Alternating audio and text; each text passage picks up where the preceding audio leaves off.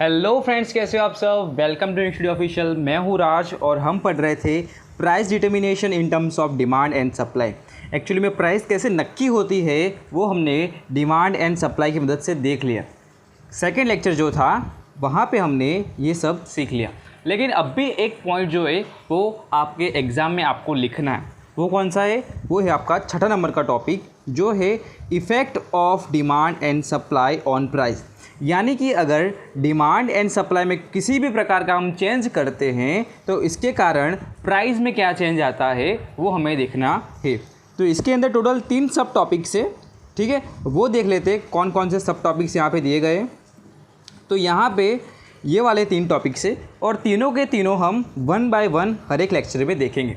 Actually मैंने 2 lectures में इसको ख़त्म करने की कोशिश की, लेकिन जो वीडियो है वो 20 मिनट्स प्लस हो जाता है, यानी कि 20 मिनट से भी उस वीडियो जो है लंबा हो जाता है। इसीलिए मैंने नक्की किया कि हर एक टॉपिक को हर एक लेक्चर में अच्छे से समझाया जाए, ठीक है। तो आज के लेक्चर में हम देखेंगे when supply is constant and demand changes, तो उसके कारण प्राइस में क्या चेंज आता है देखना है, ठीक है। अब देखो what the mean of supply is constant. अब देखो कांस्टेंट का मीनिंग क्या होता है? किसी भी प्रकार का चेंज न आना, ठीक है। सपोज करो ये जनवरी का महीना है, ठीक है, ये जनवरी का महीना है। जनवरी में 300 यूनिट्स की सप्लाई थी और फरवरी की बात की जाए तो वहाँ पे भी 300 यूनिट्स की सप्लाई थी।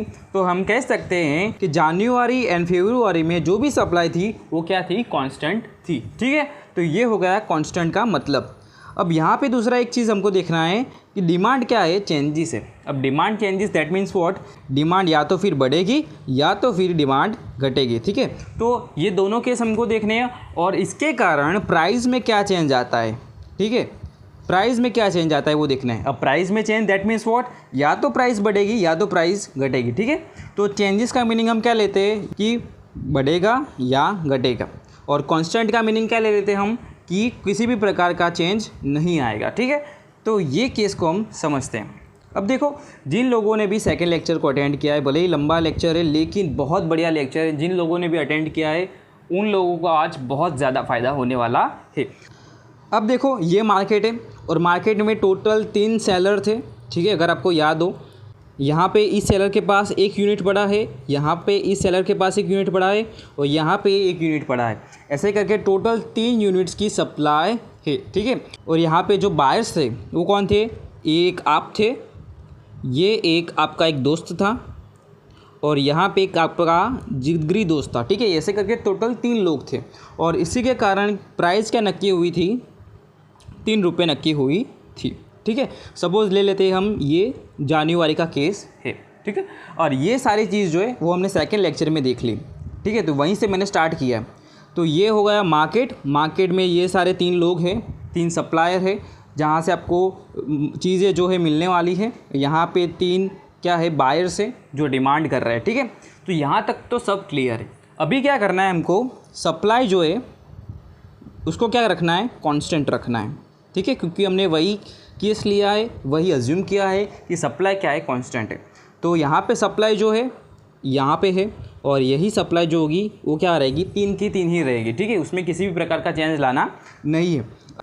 तो अभी हमें करना क्या है? अभी हमें डिमांड में चेंजेस लाना है। तो पहला केस ले लेते हैं जहाँ पे हम लेंगे डिमांड क्या कर देंगे? हम इंक्रीज़ कर देंगे, ठीक है। अब देखो डिमांड इंक्रीज़ कैसे होती है वो मैं आपको बता देता हूँ कि सपोज़ कुछ लोगों की या कई लोगों की इनकम बढ़ जाती है, ठीक है। जब किसी की इनकम बढ़ती है तो वो ज़्यादा चीज़ें भी खरीदने लगता है, तो इसी के कारण डिमांड बढ़ सकती है। या तो फिर मार्केट में या सोसाइटी में अफवाह फैल सकती है कि नेक्स्ट मंथ से या इतने टाइम के बाद जो है प्राइसेस बढ़ने वाले हैं, तो लोग अभी के अभी चीज़ें खरीदना स्टार्ट कर देते हैं। तो ऐसे बहुत सारे कारण हैं, इसके कारण डिमांड जो है वो बढ़ जाती है, ठीक है। तो यहाँ पे हमने क्या अज्यूम किया कि जो 3 सप्लाई है वो तो 3 की 3 ही है, लेकिन डिमांड बढ़ गई है और इसी के कारण एक यहाँ पे चौथा और एक 5वां इंसान भी आ जाता है, ठीक है। एक 5वां इंसान भी आ जाता है। ऐसे करके टोटल 5 यूनिट्स की क्या हो गई? डिमांड हो गई एंड 3 यूनिट्स की क्या है? सप्लाई। अब ध्यान से आपको ये सिनारियो देखना है जहाँ पे 5 लोग खड़े हैं और मार्केट में चीज़ें अवेलेबल है टोटल फ्री। तो अब कंपटीशन किसके बीच होगा? ठीक है, ये सोचना है। अब कंपटीशन होगा ये 5 लोगों के बीच। कैसा कंपटीशन होगा? कि हमको ये चाहिए, हमको ये चाहिए, ठीक है, ऐसा ही बोले क्या ना, तीन ही यहाँ पे अवेलेबल है, इन लोगों को तो टोटल 5 चाहिए, तो हर एक बोलेगा कि ये चीज़ मेरी है, मेरे को चाहिए, मैं खरीदूंगा इसको, ठीक है। और इसी के कारण उसमें से जो अमीर आदमी होगा, ठीक है, सपोज़ करो आप ही अमीर आदमी हो और आप बोल देते हो कि भाई मेरे को ये 4 रुपये में दे दे, मैं ले लूँगा, ठीक है। आपका जिगरी दोस्त भी बोलता है, ये वाला क्या बोलता है कि मेरे को दे दो, मैं 5 रुपये में ये खरीद लूँगा, ठीक है, क्योंकि अभी बायर ज़्यादा हो चुके हैं। इसी के कारण लोग क्या करेंगे, कंपटीशन करेंगे और as a result price increase होगी, ठीक है। तो इसी को अभी हम फिगर में देखते हैं, ठीक है। अब ध्यान से देखना है फिगर में कैसे होता है। अब देखो, ये हो गई अपनी सप्लाई कर्व, ठीक है, और ये हो गई हमारी डिमांड कर्व, ठीक है। तो ये जो था वो हमने सेकंड लेक्चर में देखा था, कुछ इस तरीके से हमारी फिगर बन रही थी, अगर आपको याद हो तो कुछ इस तरीके से हमारी फिगर बन रही थी, ठीक है।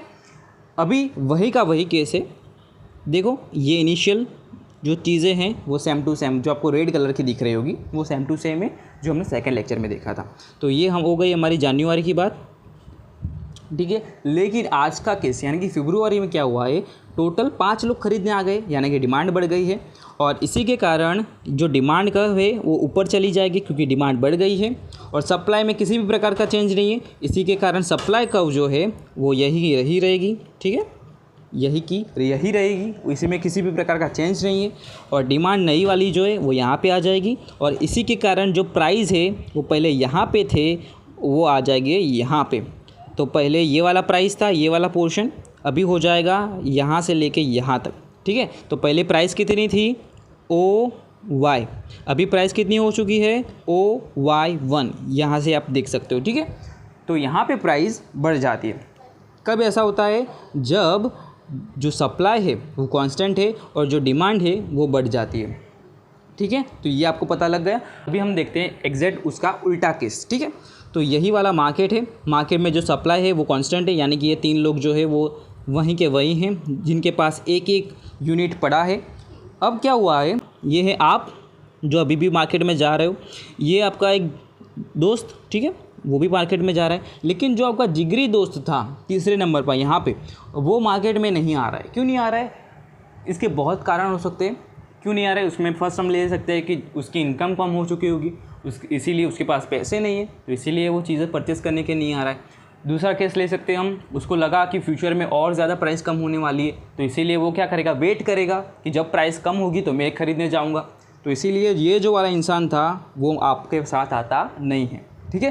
तो इसको क्या कहेंगे हम, डिमांड डिक्रीज़ हुई, ठीक है। पहले 3 यूनिट्स की डिमांड थी, अभी सिर्फ 2 ही यूनिट्स की डिमांड है, इसीलिए हम कहेंगे डिमांड डिक्रीज़, ठीक है। और यहाँ पे सप्लाई जो है वो तो 3 यूनिट्स की है, तो इसीलिए सप्लाई जो है वो क्या है, कांस्टेंट है, उसमें किसी भी प्रकार का चेंज आया नहीं है।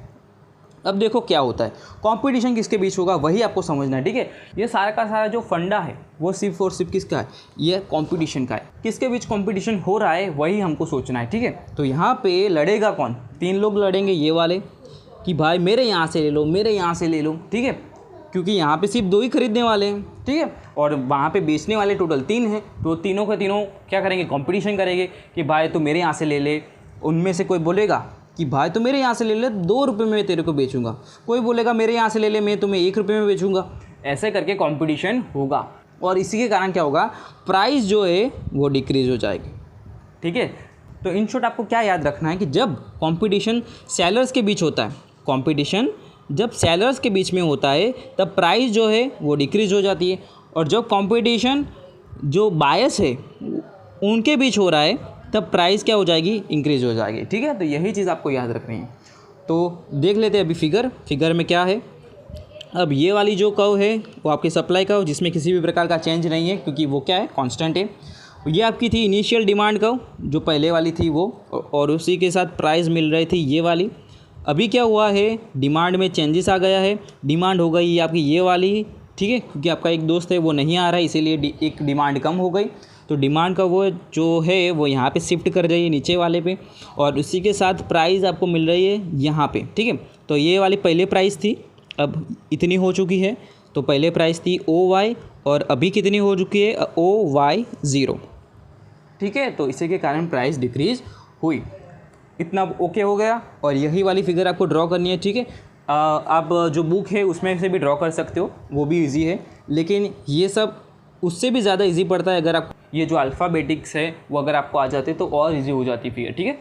तो बस यही तक था आज का वीडियो। नेक्स्ट वीडियो में देखेंगे हम क्या कि अगर हम सप्लाई को चेंज करते हैं और डिमांड को कांस्टेंट कर देते हैं तो क्या चेंजेस आता है प्राइस में, वो देखना है, ठीक है। तो वो देखेंगे हम नेक्स्ट लेक्चर में। और जो नोट्स की बात की जाए तो जो नोट्स है ऑलरेडी बहुत टाइम पहले मैंने अपलोड कर दिए हैं टेलीग्राम चैनल पे, लिंक डिस्क्रिप्शन में मैं दे दूँगा, वहाँ से आप डाउनलोड कर सकते हो, ठीक है। तो मिलते हैं नेक्स्ट लेक्चर में, तब तक के लिए जलसा कर जो, आओ जो, बाय बाय।